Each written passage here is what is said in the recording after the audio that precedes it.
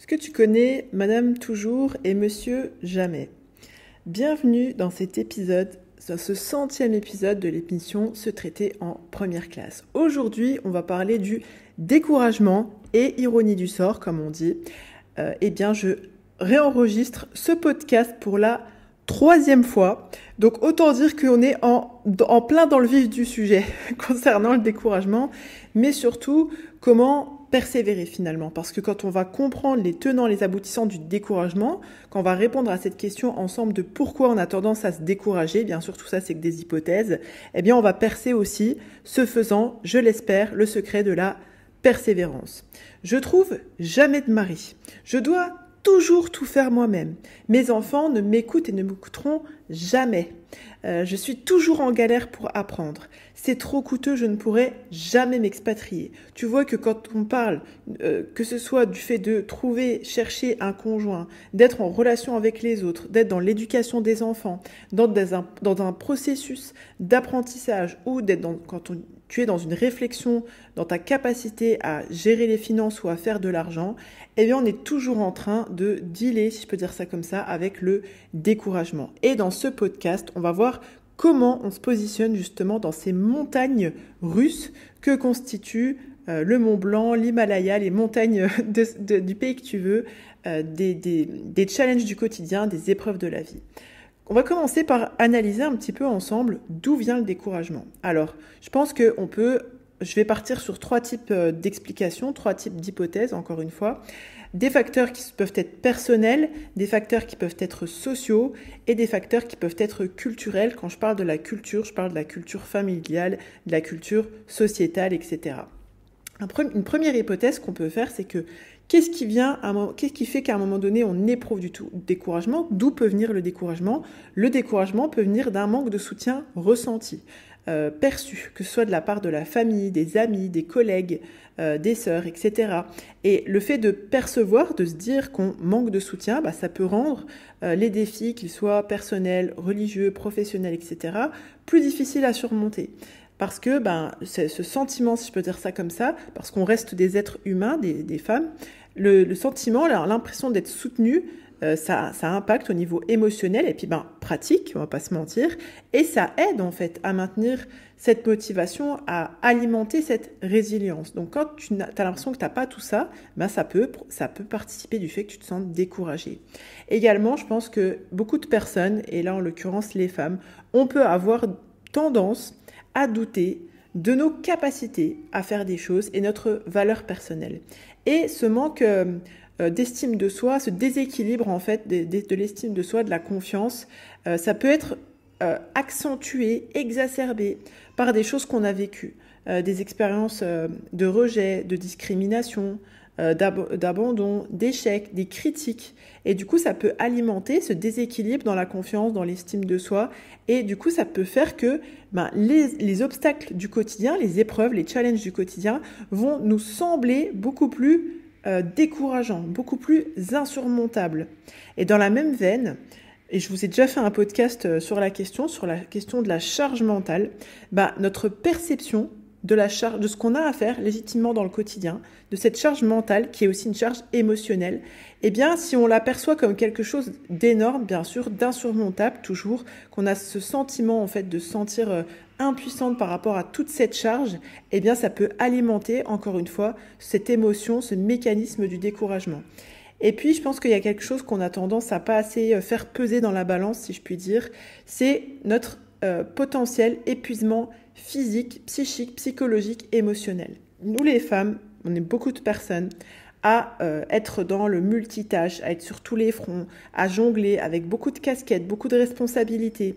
Et selon la manière dont on conçoit ce qu'on est en train de faire et comment on se sent de mener tout ça de front, si je puis dire, eh bien, ça peut creuser, ça peut creuser, accentuer un épuisement physique, psychique, émotionnel. Et cet épuisement, ça va réduire notre capacité, légitimement, c'est le propre de l'être humain, si je peux dire ça comme ça, ça va venir en fait alimenter ça peut venir alimenter ce découragement et nous mettre un coup de pied dans les tibias pour justement persévérer face aux défis, rester motivé. Quand on est déjà en épuisement, on est beaucoup plus encline, autrement dit, à se décourager, à ressentir du découragement. Et puis, une autre hypothèse, c'est que la peur de l'échec, la peur du succès aussi parfois, ça peut mener à cette procrastination en fait, au fait de se sentir, quand on n'a pas élaboré en fait nos peurs, pourquoi on a peur, est-ce que c'est quelque chose qu'on choisit de continuer à penser, etc. On peut avoir tendance en fait à retarder l'action, à compromettre notre propre réussite en raison de justement de cette anxiété qui découle de cette peur et de l'incertitude par rapport à nos capacités, par rapport à nos possibilités, par rapport à nos ressources pour cheminer justement vers les réussites, ce qu'on a envie d'accomplir dans notre vie. Et tout ça, ça peut alimenter du découragement. Alors là, typiquement, tous ces mécanismes-là, c'est des choses qu'on voit dans les modules du bootcamp. Notamment le module confiante et harmonieuse. Ce qui peut jouer aussi, ce qui peut alimenter plus rapidement, si je peux dire, ce qui fait qu'on va pouvoir peut-être flirter plus facilement avec cette émotion, ce sentiment de découragement, c'est le fait d'avoir vécu des traumatismes dans le passé.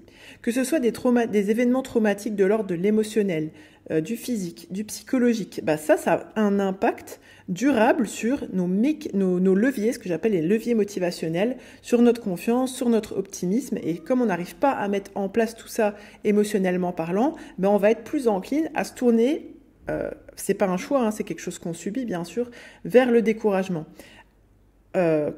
Encore pire, si je puis dire, vraiment quand on parle de traumatisme et d'expérience, quand je vous dis ça, je vous parle de violences domestiques, d'abus, de formes de traumatisme comme ça qui nécessitent vraiment un soutien, un espace de guérison où on fait plus que se traiter en première classe, on se traite en première classe pour guérir avant justement que les mécanismes, dans le but surtout que les mécanismes motivationnels, les leviers motivationnels peuvent être restaurés, guéris si je puis dire, pour pouvoir justement éviter de tomber dans le découragement, parce que quand on est mené comme ça par ces traumas, qu'on a encore des choses qui ont besoin d'être guéries, on va se trouver beaucoup plus facilement découragé parce que réellement nos ressources sont très limitées. Et puis, encore une fois, je pense que c'est pas propre aux femmes, mais c'est particulier chez les femmes, si je peux dire ça, si je puis dire, c'est que, et ça c'est une chose qu'on rencontre toutes dans nos vies, plusieurs fois même, c'est le fait de cheminer, de trouver un équilibre. Et ça peut être particulièrement difficile pour les femmes, parce que comme je vous disais tout à l'heure, on jongle avec plusieurs casquettes, plusieurs responsabilités. Et du coup, des fois, l'incapacité, ou même j'ai envie de vous dire, pire encore, le fait de même pas avoir conscience que c'est un processus comme ça qui s'alimente constamment, le fait de trouver et de chérir cet équilibre-là, au milieu de toutes nos casquettes qu'on a apportées dans le quotidien, ça peut mener à un épuisement, encore une fois. Et quand on est en situation d'épuisement, on va être beaucoup plus encline à éprouver cette émotion du découragement, que ce soit dans la sphère, encore une fois, religieuse, personnelle, professionnelle, sociétale, etc. Et puis, justement, pour faire la transition, si je cible un petit peu plus l'analyse des facteurs du découragement, il y a des facteurs aussi que je pourrais dire qui sont davantage sociaux.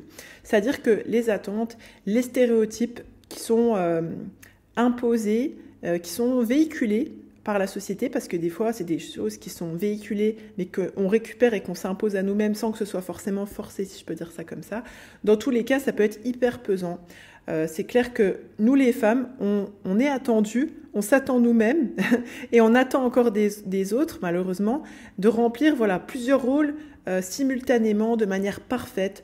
On attend de nous d'être à 100% partout. Et je prêche souvent plutôt le 30, 20, 50, une répartition en fait des ressources qui sont conscientes. C'est ce qu'on travaille notamment dans le module épanoui et accompli du bootcamp Ma Psy Campus, pour pouvoir justement combattre, enrayer ces attentes qui sont irréalistes, qu'elles proviennent de toute façon, parce que souvent on met un peu la casquette, on fait un peu la faute sur l'autre, mais souvent les choses, et ça retiens bien ce que je vais dire là, souvent ce qu'on se sent imposé par l'autre n'est imposé parce que ça résonne. Il y a une partie de nous qui adhère à ça. D'accord ? Ces attentes irréalistes, elles peuvent mener, qu'elles viennent des autres, de toi, que tu aies fini par adhérer, etc., elles mènent à un sentiment comme ça d'échec, d'incomplétude, de non-épanouissement, et forcément, in fine, tu vas te trouver fort probablement dans cette émotion du découragement. Et puis, il faut se dire aussi que on peut appréhender les reproches, les critiques, les réactions en conséquence de ce qu'on accomplit ou pas, et de pas se sentir pas forcément les ressources, la capacité d'encaisser en fait ça. Du coup, il y a de l'auto-sabotage qui se met en place pour éviter justement ce qu'on pense, qu'on projette, qu'on ne pourra pas encaisser. Et souvent, quand je dis encaisser, je parle de le supporter émotionnellement parlant. De supporter, parce qu'en fait, quand on est face à des événements, des situations, etc., les faits sont là, mais souvent, ce qu'on encaisse, c'est ce qu'on appréhende, c'est notre capacité à supporter la vague émotionnelle qui va arriver. Donc, parfois, on se décourage face à une situation parce qu'on se dit, si je me lance là-dedans, ça risque d'être, je pense que les 3/4 du temps, c'est hyper inconscient, mais on se dit, ça risque d'être tellement dur, je suis découragée d'avance, je préfère me désengager. Et là, on pourra encore parler de procrastination, etc. Et il y a un point aussi que je voulais partager avec vous, je pense qu'il n'est peut-être pas assez abordé, c'est qu'il est plus facile de se décourager quand on manque de modèles de réussite qui fassent écho. C'est là où je voulais apporter la petite touche plus précise. Un modèle de réussite féminin, certes, mais surtout qui fasse écho à nos ambitions, nos valeurs et nos principes. Parce qu'en 2024, quand même, alhamdoulilah, Dieu merci, il y a beaucoup de femmes qui réussissent, mais ce n'est pas forcément des modèles avec qui ça match. On les voit réussir souvent dans le domaine du mondain, le professionnel, etc. et tout. Mais est-ce que des fois, on se projette, on s'identifie à elle avec un S d'un point de vue des valeurs et des principes? Pas toujours, même peu, je pense. Et du coup, le fait d'avoir peu de modèles féminins comme ça, de réussite, qui sont en accord avec nos ambitions, nos valeurs, nos principes, ça peut être un petit peu démoralisant. Je vois en tant que vieille psy, je suis souvent contactée par des étudiantes en psychologie qui me disent, est-ce que c'est possible? Alors souvent, c'est des étudiantes qui portent le voile, par exemple. Elle me dit mais comment vous avez fait? Est-ce que c'est vraiment possible de travailler avec son voile quand on est psychologue? Est-ce qu'on peut vraiment ouvrir son cabinet, etc. On voit que vraiment, elles sont dans cette recherche, en fait, de modèles. Je suis pas en train de dire que je suis un modèle, je vous donne juste un exemple, mais en tout cas de projections qui leur permettent de se projeter avec un modèle féminin où elles se sentent en accord avec les valeurs, les principes et les ambitions. Et c'est pas forcément des choses qui sont promues par la culture mainstream, la culture dominante. Et du coup, quand on les voit, quand on n'a pas l'opportunité de connecter avec ces modèles-là, ça peut être démoralisant, on peut se décourager plus facilement. Et puis le dernier, non, c'est pas le dernier, mais un autre point qui me vient, c'est que quand on a eu un vécu, et qui dit vécu a un besoin de digérer certaines expériences, et que ça n'a pas été fait, ça peut être décourageant, ça peut mener à un sentiment d'injustice, de frustration, si on ne prend pas le temps de digérer. Autrement dit, quand on a vécu comme ça des épreuves, et qu'il en a découlé un sentiment d'injustice, des sentiments, surtout je pense ceux qui sont amenés plus facilement vers le découragement, mais qui sont liés à des problématiques d'injustice, de frustration, etc. Et si on ne prend pas le temps de guérir, de soigner ça, je pense qu'on est beaucoup plus encline à se décourager. Ça fait écho à un point dont je vous parlais tout à l'heure. Tout ça, ce qu'il faut se dire en fait, et c'est un peu la deuxième partie de ce podcast. D'ailleurs, je discutais avec une femme que j'accompagne en individuel tout à l'heure. Elle me dit, Émilie, j'étais en voiture et j'étais en train d'écouter tes derniers podcasts. Elle me dit, mais en fait, c'est pas des podcasts, c'est des cours que tu nous fais. Je lui dis, oui, c'est vrai. Je me suis fait cette réflexion-là. Vous me direz si vous avez déjà en commentaire, si c'est une réflexion que vous vous êtes déjà faite et si c'est quelque chose que vous appréciez ou si vous préféreriez avoir un autre format, si je peux dire ça comme ça, en podcast. Ce que je voulais vous dire aussi, c'est que d'où vient, en fait, ce que je voulais analyser en deuxième partie de ce podcast avec vous, pour pouvoir justement comprendre les tenants, les aboutissants du découragement pour mieux désamorcer ça, c'est de se dire quoi? C'est que souvent, quand on est dans cette émotion, dans ce vécu du découragement, eh bien derrière, il y a quoi? Il y a des croyances limitantes. Les croyances limitantes, c'est celles que je vous ai partagées un peu au début. C'est parce que ça en est. Je trouverai jamais de mari, je dois toujours tout faire moi-même, mes enfants m'écouteraient jamais, je serai toujours en galère au niveau de l'apprentissage, je pourrai jamais m'expatrier. Ce sont des croyances limitantes. Bon, si vous êtes nouvelle dans la team, je vais vous donner un petit peu une définition très, très courte des croyances limitantes. On va dire que les croyances limitantes, c'est des opinions, c'est même des convictions qui sont plus ou moins conscientes et qui sont profondément enracinées. Et quand on a des croyances limitantes, c'est comme si ce sont des programmes sur lesquels on va se caler, plus ou moins consciemment, pour mettre en place des comportements. Et quand on n'a pas eu l'opportunité de digérer correctement en fait certains événements, son éducation, sa vie jusque là où tu en es actuellement, ça peut découler. Il peut y avoir, il y en a pour tout le monde, même pour moi entre guillemets qui suis une spécialiste, on va dire des croyances limitantes. Bien sûr que j'en ai aussi, mais je pense que l'important c'est d'avoir une posture d'humilité par rapport à ça. On est humaine, on est humain, et après de pouvoir développer une autonomie dans l'identification et l'enrayement et l'affirmation de soi interne de ce qu'on choisit vraiment de croire, si je puis dire.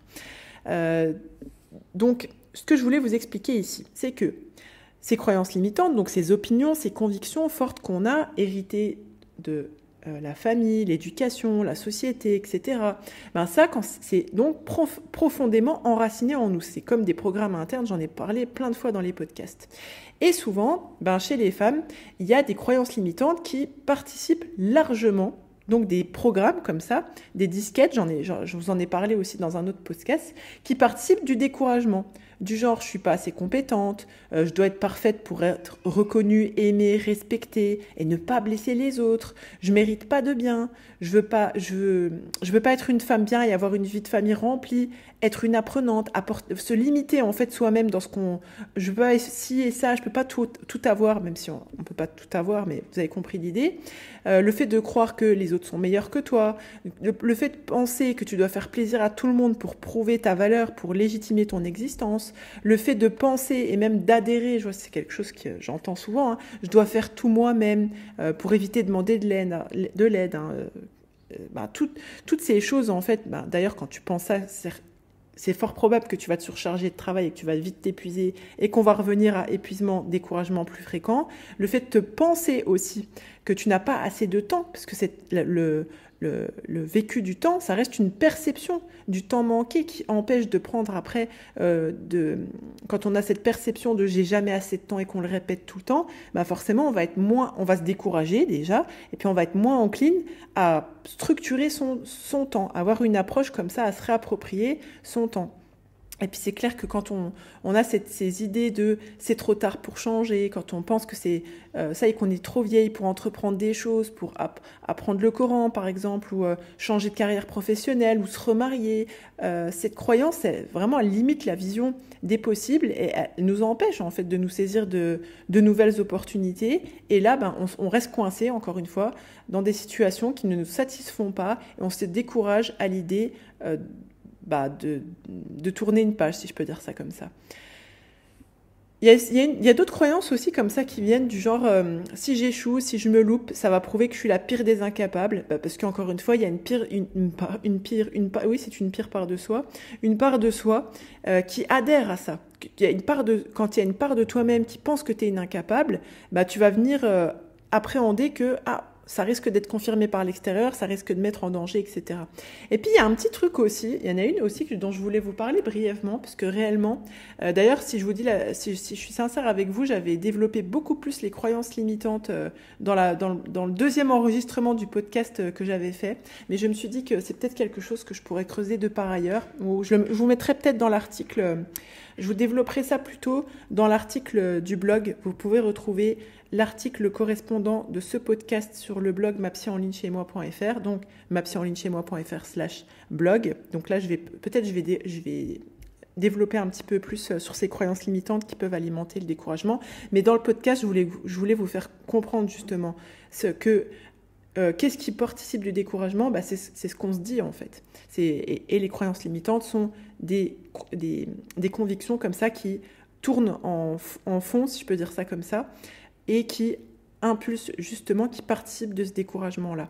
Et là, celui que je voulais pointer aussi pour la fin de ce podcast, c'est que parfois, en fait, on a tendance à se dire je n'ai pas assez de confiance et d'estime de moi pour justement me développer des opportunités, apprendre, me marier. J'attends d'être plus comme ci, d'être plus confiante, d'être plus pieuse. Et en fait, c'est cette disposition où on attend un déclic, un idéal, encore une fois, et ça, des fois, il arrive qu'il y ait un déclic. J'espère que le podcast sera un déclic, mais parfois, en fait, on se met ça comme une condition sine qua non, et ça nous met dans un découragement. Ah ouais, non, en fait, là, non, je suis pas assez, mon estime de perso est trop déséquilibrée, j'ai pas assez confiance, etc. Et du coup, pouf, on se met un coup dans les tibias, on se sent découragé, et ça retarde, et ça renforce, en fait, ce sentiment de stagnation et de découragement. Ça contribue à ce cycle infernal, si je peux dire ça comme ça, et ça restreint notre capacité à reconnaître notre valeur, à vraiment ressentir nos accomplissements, parce que des fois on les conçoit rationnellement, mais on a du mal à les ressentir, et ça finit par des cycles, de remise en cause, alors que remettre en question justement, être plus autonome par rapport à ses croyances limitantes, par rapport à son mental, par rapport à sa gestion émotionnelle. Là, c'est vraiment quelque chose typiquement qu'on travaille au sein de MAPSY Campus. Si tu veux rejoindre d'ailleurs la liste d'attente pour les portes qui ouvrent là au 1er juillet et qui se referment au 2 juillet, parce que je vais prendre que 10 femmes, donc 2024, tu peux te rendre sur mapsyonlinechez-moi.fr/MAPSYCampus.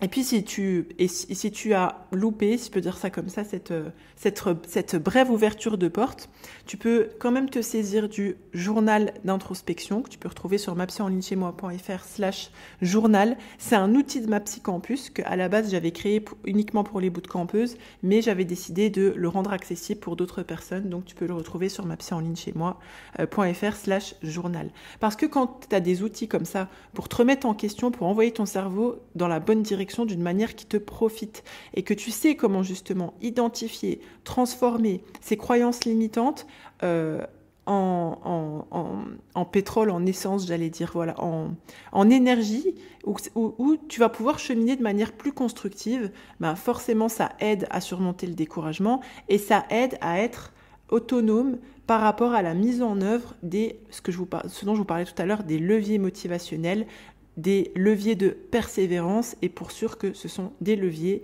qui permettent aux femmes, qui nous permettent de réaliser notre plein potentiel, tant bien même parfois on expérimente, on goûte au découragement, et c'est normal, c'est humain, mais au moins on sait l'identifier et on est en mode ok, là je me sens découragée, qu'est-ce qui se passe, de quoi j'ai besoin pour avancer. J'aimerais beaucoup avoir vos retours sur ce podcast. Si tu as envie de me dire en commentaire, est-ce que ça t'a parlé? Est-ce qu'il y a certaines croyances limitantes que tu as remarqué que tu peux avoir, qui reviennent un petit peu souvent et qui profitent de ton découragement? Enfin, profitent pas dans le bon sens du terme, vous avez compris. Je serais ravie de le savoir. Si tu as envie de mettre un commentaire, une review, une note sur ta plateforme d'écoute, je serais également ravie. Ça serait très encourageant pour toute la team MAPSY en ligne chez moi. Encore merci de votre écoute, de votre attention, de votre soutien. Au plaisir de revenir dans vos oreilles. Je vous ai présenté le podcast Se traiter en première classe, votre dose hebdomadaire pour justement vous construire le mindset, l'état d'esprit d'une femme qui est épanouie et qui est en phase avec ses ambitions, ses valeurs et ses principes. Chaque semaine, je déboule autant que faire se peut pour vous donner des explications concrètes, impactantes, des conseils pour que tu puisses vivre en fonction de tes aspirations, de tes ambitions et non bloqué à cause de tes peurs, de tes croyances limitantes et de tes blocages. Pensez bien que vous êtes la première personne à bénéficier du crédit que vous accordez à votre existence et je vous dis à bientôt. Bye bye.